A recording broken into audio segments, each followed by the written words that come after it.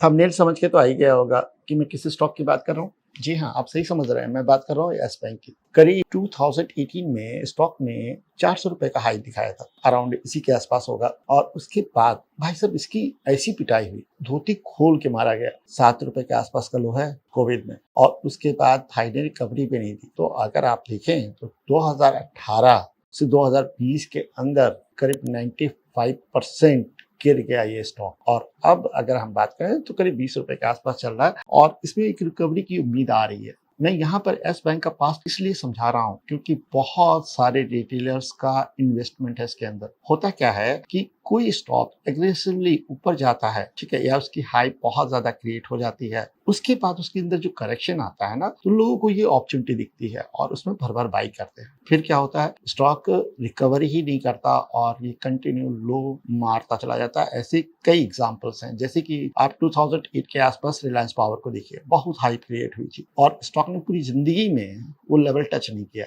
Even बहुत ही नीचे चल रहा। सेम कहानी पीसी ज्वेलर्स की है और यही कहानी आपको एस बैंक में भी देखने को मिल रही है। तो यहाँ पर ऊपर के जितने भी लेवल्स हैं, लोगों ने एवरेज बहुत किए हैं। इसकी वजह से स्टॉक पिछले 7 सालों में कोई खास घूमा नहीं। हाँ, बीच बीच में इसमें स्विंग अपॉर्चुनिटी बन रही है, लेकिन उसमें भी प्रॉब्लम है क्या कि जैसे ये थोड़ा सा ऊपर जाता है तो जिन लोगों ने भी एवरेज किया है वो छोटा मोटा लॉस या थोड़ा सा लॉस कम करके अपना एग्जिट प्लान कर लेते हैं। स्टॉक में फिर से सप्लाई आती है, वो फिर से गिर जाता है। तो यहाँ पर ये खेल जब तक चलेगा, जब तक सारे रिटेलर जिन्होंने ऊपर के स्तरों पे बाई की है ये बाहर नहीं जाते, तब तक एस बैंक में कोई खास उम्मीद नहीं है।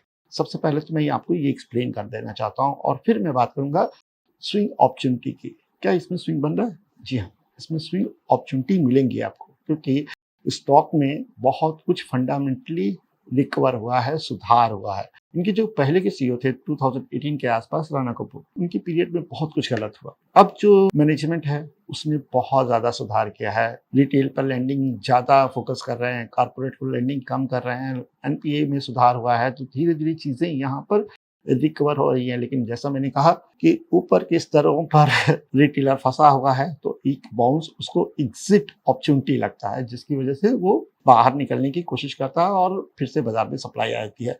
तो आज की वीडियो में हम इन्हीं सब चीजों पे बात करेंगे और साथ में ये बात करेंगे कि एस बैंक में जो अपॉर्चुनिटी मिल रही है उसमें हम कितने परसेंटेज का गेन देख रहे हैं, पहली बात। दूसरी बात कि वो किस लेवल पे आ रही है, क्या हमारा रिस्क एक्सपोजर होना चाहिए, कैसे मैं यहाँ पर एक स्विंग अपॉर्चुनिटी देख रहा हूँ। लेकिन जो बात मैंने पहले बताई है उसको जरूर ध्यान रखिएगा, जैसे ही प्राइस थोड़ा सा ऊपर जाएगा तो रिकवरी भी आएगी, वो भी मैं आपको यहाँ पर पूरा एक्सप्लेन करता हूँ। तो चलिए स्क्रीन पे चलते हैं, आपका ज्यादा टाइम नहीं लूंगा और डायरेक्टली बात करते हैं कि एस बैंक में वो कौन सी लेवल है जहां से यहाँ पर एक बुलिश मोमेंटम आ सकता है। दोस्तों स्क्रीन पे ध्यान दीजिएगा, एस बैंक का मैं मंथली चार्ट यूज कर रहा हूँ, क्योंकि इसमें अगर मैं डेली लगाऊंगा तो आप कंफ्यूज हो जाएंगे, आपको बुलिश स्टॉक लगेगा, ठीक है। वीकली लगाऊंगा तो आपको कुछ खास समझ में नहीं आएगा। इसी वजह से मैं यहाँ पर मंथली चार्ट यूज कर रहा हूँ, जिससे कि मैं पूरा हिस्ट्री एक्सप्लेन कर पाऊँ।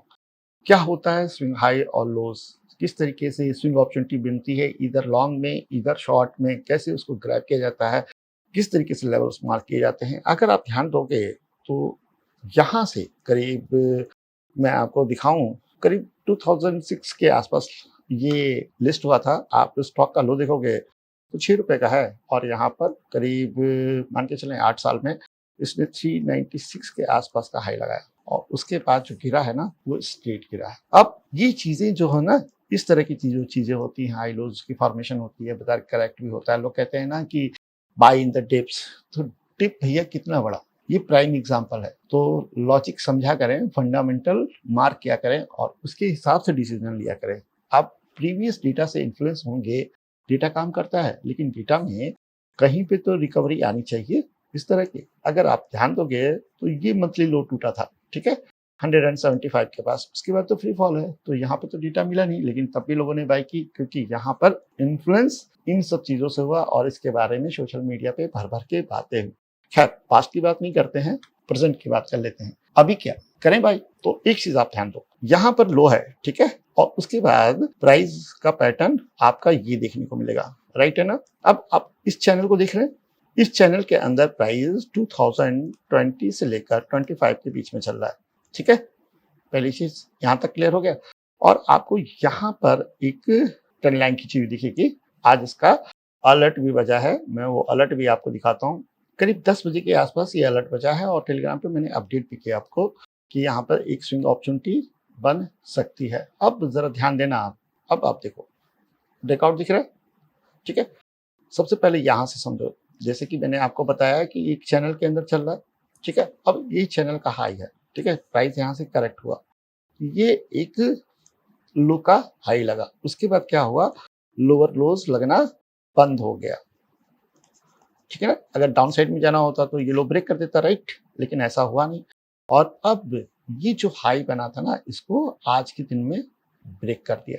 अभी आप समझ रहे हो, तो इसको हम काइंड ऑफ कहते हैं कि डब्ल्यू स्ट्रक्चर बना, जिसे हार्मोनिक में हम एक्सएबीसीडी पैटर्न करते हैं कि हाँ भाई एक्सएबीसीडी पैटर्न एक्टिवेट हुआ, अब ये ऊपर जा सकता है।